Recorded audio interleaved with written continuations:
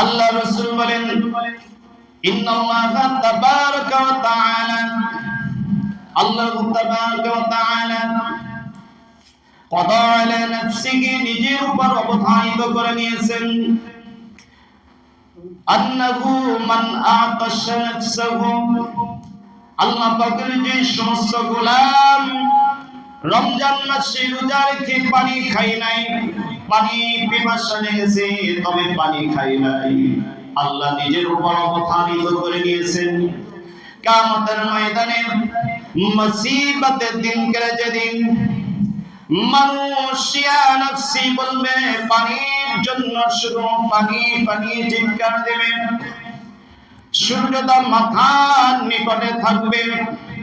আল্লাহ রাসূল বলেন আল্লাহ পাকের যেই সমস্ত বান্দা আর বান্দি সারাদিন রোজা রাখলো, দুনিয়াতে পানি পান করলো না, আল্লাহকে ভয় করে কোনো খাবার খেলো না, আল্লাহকে ভয় করে, রাসূল বলেন কিয়ামতের ময়দানে আল্লাহ তাআলা নিজেই রোজার বিনিময়ে তাদেরকে পানি পান করাবেন। সুবহানাল্লাহ। তাহলে দেখেন আল্লাহ তাআলা রমজানের বিনিময়ে, রোজার বিনিময়ে সে যদি পানি পান করায় তাহলে রোজা রাখার দরকার আছে না? যারা বলেন আছে না নাই? যারা রোজা রাখবে তারা আশা করতে পারেন যে আমাদেরকে আল্লাহ তাআলা কিয়ামতের ময়দানে পানি পান করাবেন।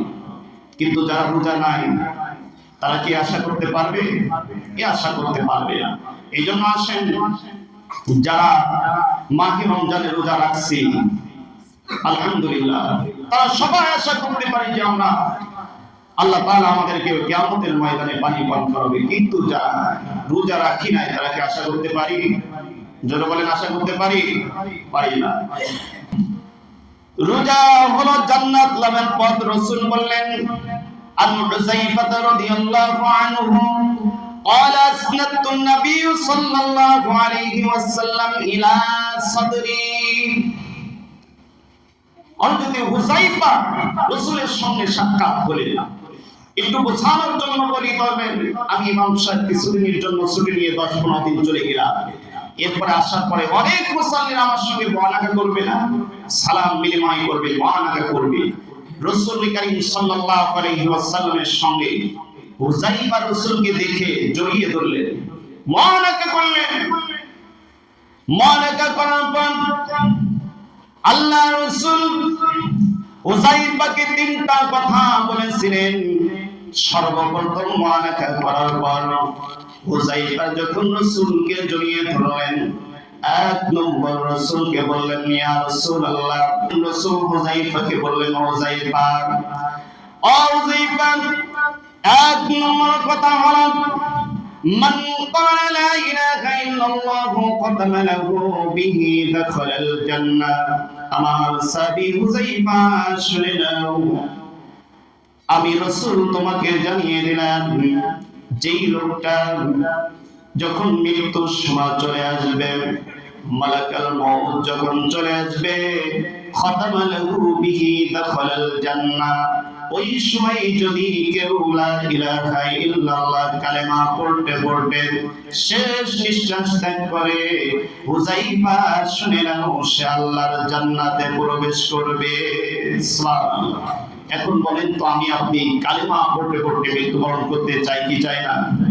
কালেমা পড়ে যদি মৃত্যুবরণ করতে চাই তাহলে বলেন তো নামাজের দরকার আছে না নাই? এই নামাজ আমার আপনার উপর ফরজ করেছেন আল্লাহ। আমরা সাক্ষ্য দিচ্ছি লা ইলাহা ইল্লাল্লাহ, আল্লাহ ছাড়া কোনো মাবুদ নাই। সাক্ষ্য দিচ্ছি আল্লাহ ছাড়া কোনো আইনদাতা নাই, বিধানদাতা নাই, রিজিকদাতা নাই। আমরা রবকে সব জায়গায় মেনে নিচ্ছি, আর সব জায়গায় যদি মেনে নিতে পারি তাহলে আশা করি মওতের সময় আমার আপনার জবানে কালেমা নসিব হবে। আর যদি সব জায়গায় রবকে মেনে না নিতে পারি তাহলে মওতের সময় কালেমা নসিব হবে না। হবে? রোজা আল্লাহর হুকুম, যদি রোজা না রাখি মৃত্যুর সময় কালেমা হবে? আপনারা একটু জোরে বলেন, মৃত্যুর সময় কালেমা নসিব হবে? রোজা আল্লাহর হুকুম। রোজা নাই, হজ নাই, যাকাত নাই, সৎকারের আদেশ নাই, সমাজে জুলুম নির্যাতন যত যা আছে আকাম কুকাম সব আমি করি, কিন্তু মৃত্যুর সময় কালিমার আশা করি, এটা কি হবে? আল্লাহ রাসূল অন্য হাদিসে বললেন, মান কানা আখিরু কালামিহি লা ইলাহা ইল্লাল্লাহ দাখালাল জান্নাহ, যাকিরি বাক্যটা হবে লা ইলাহা ইল্লাল্লাহ, রাসূল বলেন দাখালাল জান্নাহ, সে আল্লাহর জান্নাতে প্রবেশ করবে। এই জন্য আসেন সব সময় লা ইলাহা ইল্লাল্লাহ পক্ষে যেন থাকতে পারি। লা ইলাহা ইল্লাল্লাহ নিয়ে সব কিছু আমাদের, আমরা রাজনীতি করব যাই করি না কেন সব সময় আল্লাহকে রব হিসেবে মেনে চলে তাকওয়া অর্জন করে যদি চলতে পারি, তাহলে মৃত্যুর সময় লা ইলাহা ইল্লাল্লাহ নসিব হবে। এরপরে হযরত হুযায়ফা রাসূল করিম সাল্লাল্লাহু আলাইহি সাল্লাম কি জন্ম অবস্থায় আছেন, মুআনাকা অবস্থায়।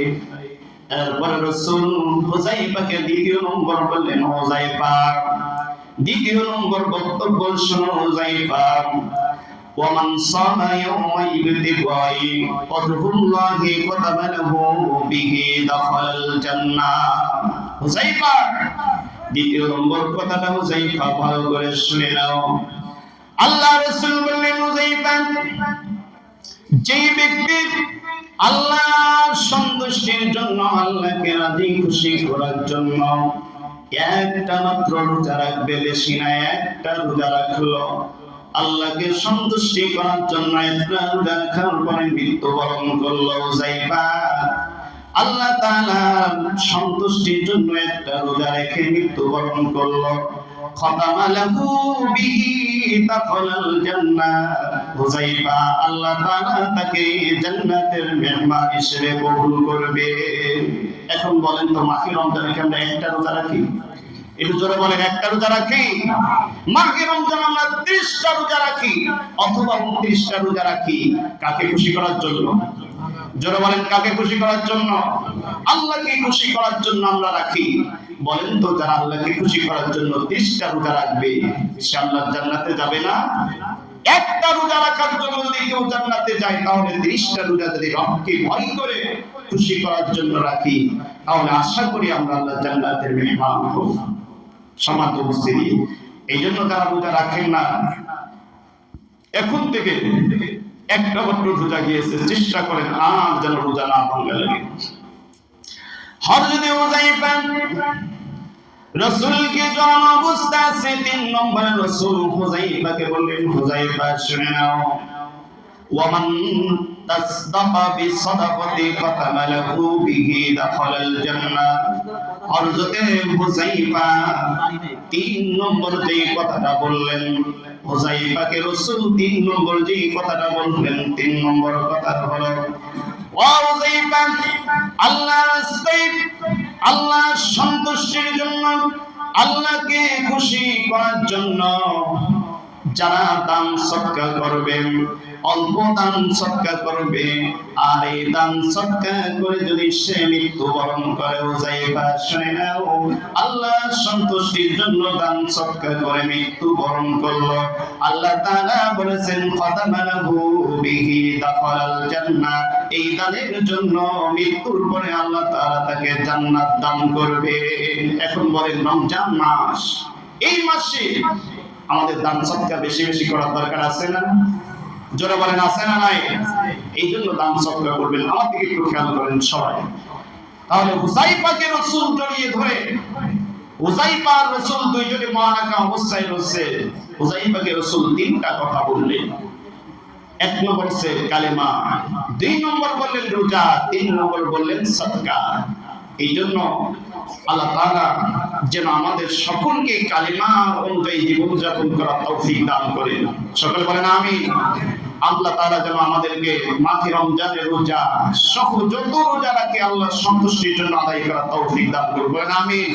আল্লাহ তাআলা আমাদের যেন গরীব অসহায় মানুষের পাশে দান সদকা একমাত্র আল্লাহর সন্তুষ্টির জন্য দান সদকা করার তৌফিক দান করুন। বলেন আমিন। সম্মানিত উপস্থিতি, এরপরে عن أبي أمامة قال أتيت رسول الله صلى الله عليه وسلم আরেকটা হাদিসে হযরত আবু উমামা রাদিয়াল্লাহু তাআলা আনহু তিনি বলেন, আমি একদিন রাসূল করিম সাল্লাল্লাহু আলাইহি সাল্লামের দরবারে গেলাম। রাসূলকে বললাম, ইয়া রাসূলুল্লাহ ফাকুনতুম মাওয়াবি বিআমালি ইয়াদখুলুনি আল জান্নাহ। ইয়া রাসূলুল্লাহ, আমাকে একটা আমলের কথা বলে দিন, যে আমলটা করলে আমি জান্নাতে প্রবেশ করতে পারবো। আল্লাহ রাসূল আবু উমামাকে বললেন, ও আবু উমামা, আলাইকা বিস-সাওমি ফাইন্নাহু লা আদালা লাহু। আবু উমামা, তুমি মাহে রমজানের রোজা রাখো, তুমি রোজা রাখো, রোজা রাখো, কেননা রোজার সমতুল্য কিছু নাই। হযরত আবু উমামা বললেন, আমি আবার সুন্নাতাইতু গুসানিয়া, আমি আবার রাসূলের দরবারে পরে আবার গেলাম। ইয়া রাসূলকে বললাম, ইয়া রাসূলুল্লাহ মারানি বিআমালি ইয়াদখুলুনি আল জান্নাহ। ইয়া রাসূলুল্লাহ, আমাকে এমন একটা আমলের কথা বলে দিন যাতে করে আমি জান্নাতে প্রবেশ করতে পারি। রাসূলকে আবার প্রশ্ন করলেন আবু উমামা। সঙ্গে সঙ্গে আবু উমামাকে রাসূল আবার বললেন, ফাকালা লি আলাইকা বিস-সাওমি। আবু উমামা, তুমি রোজা রাখো। দেখেন, তাহলে জান্নাতে যাইতে গেলে রোজার বিকল্প নাই, রোজা রাখতেই হবে। রাসূল আবু উমামাকে দুইবার রোজার কথা বললেন। এই জন্য আমরা যারা আছি অবশ্যই আমরা রোজা রাখবো। সম্মানিত উপস্থিতি, রোজাদারগণ জান্নাতে প্রবেশ করবে রাইয়ান নামক দরজা দিয়ে। এই হাদিসটা বলে আমরা আলোচনা শেষ করে দেব। কিয়ামতের ময়দানে দেখেন, রাসূল কারীম সাল্লাল্লাহু আলাইহি সাল্লাম বললেন, ইন্না ফিল জান্নাতি বাবা ইউকাল লাহুর রাইয়ান। জান্নাতে যত দরজা থাকবে তার ভিতরে অন্যতম দরজা হলো রাইয়ান নামক দরজা। আল্লাহ রাসূল বলেন, কিয়ামতের ময়দানে সব মানুষ দাঁড়িয়ে থাকবে, অসংখ্য গণিত মানুষের ভিতর ঘোষণা হবে, আইনা সাইম, রোজাদার কোথায়? ঘোষণা দেওয়া হবে, আইনা সাইম, রোজাদার কোথায়? এখন সাধারণত এখানে আমরা যারা আছি, যদি আমি এখন ঘোষণা দিই আজকের কে কে ফজরের নামাজ আদায় করেছেন দাঁড়ান, বলেন তো, যারা ফজরের নামাজ আদায় করেছে তাদের কি দাঁড়াতে কোনো কষ্ট লাগবে? সে আনন্দ সহকারে দাঁড়িয়ে যাবে, কারণ আমি তো ফজরের নামাজ আদায় করেছি। কিয়ামতের ময়দানে ঘোষণা করা হবে, আইনা সাইম, রোজাদার কোথায়? সঙ্গে সঙ্গে ফায়াকুমুনা, সব রোজাদার দাঁড়িয়ে যাবে, ফায়াকুমুনা, সব রোজাদার দাঁড়িয়ে যাবে, আনন্দ সহকারে দাঁড়িয়ে যাবে। রোজাদাররা যখন দাঁড়িয়ে যাবেন, রোজাদার তারা আনন্দের সঙ্গে যখন দাঁড়িয়ে যাবে, তখন ঘোষণা দেওয়া হবে, ইন্না ফিল জান্নাতি বাবা ইউকাল লাহুর রাইয়ান। ও রোজাদার, তোমরা যাও জান্নাতের ওই রাইয়ান নামক দরজা দিয়ে, ইয়াদখুলু মিনহু সাইমুনা ইয়াওমাল কিয়ামাহ। কিয়ামতের ময়দানে বলা হবে, লা ইয়াদখুলু মিনহু আহাদুন গায়রুহুম, তোমরা যাও সকলে এই রাইয়ান নামক দরজা দিয়ে আল্লাহর জান্নাতে প্রবেশ করো। কিন্তু সেদিনকে রোজাদার যখন প্রবেশ করা হয়ে যাবে, তখন ওই দরজাটা বন্ধ করে দেওয়া হবে, আর কেউ ওই দরজা দিয়ে প্রবেশ করতে পারবে না। তাহলে দেখেন, রোজাদারের দাম আল্লাহ তো করেন কত। ওই দরজা দিয়ে রোজাদার ছাড়া কেউ প্রবেশ করতে পারবে না। অন্য হাদিসে রাসূল কারীম সাল্লাল্লাহু আলাইহি সাল্লাম বললেন, যখন রোজাদার রাইয়ান নামক দরজা দিয়ে জান্নাতে প্রবেশ করবে, জান্নাতে প্রবেশ করার পর বান্দা খালা মিনহু শারাবা, রোজাদারদেরকে জান্নাতের ভিতরে পানি পান করানো হবে। একই হাদিসকে অন্য হাদিসে একটু বেশি বলেছে, রোজাদাররা যখন জান্নাতে প্রবেশ করবে, করার সঙ্গে সঙ্গে তাদেরকে পানি পান করানো হবে। রাসূল বলেন, ওয়ামান শারা মিনহুম লাম ইউযমা আবাদান, আর যারা জান্নাতে গিয়ে পানি পান করবে, রাসূল বলেছেন তাদের আর কখনো কোনো সময় পিপাসা লাগবে না। দেখেন, তাহলে রোজার গুরুত্ব আছে না নাই? যারা বলেন আছে না নাই? সব আছে, সব মাসলা মাসের ওয়াজ আমরা শুনি, কিন্তু আমলের জায়গায় আমি আপনি সবলে উঠেছি। কারণ কি? আমল করতে একটু কষ্ট হয়। সম্মানিত মুসলিম, জান্নাতের যদি আশা করেই থাকি, তাহলে বলেন তো আল্লাহর ভয় দরকার আছে না নাই? একটু সবাই জবান ছেড়ে বলুন তো, ভয় আছে না নাই? ভয় থাকতে হবে। নামাজ পড়ি আল্লাহকে ভয় করি, রোজা রাখি আল্লাহকে ভয় করি, যারা হজ করে মালদার আল্লাহকে ভয় করি, যাকাত দিয়ে আল্লাহকে ভয় করে, আল্লাহর এই জমিনের প্রতিটা মুহূর্তে চলবো আল্লাহকে ভয় করে। যদি চলতে পারি, ইত্তাকুল্লাহ, এই তাকওয়া অর্জন হবে। আর যদি না চলতে পারি, তাহলে তাকওয়া অর্জন হবে না।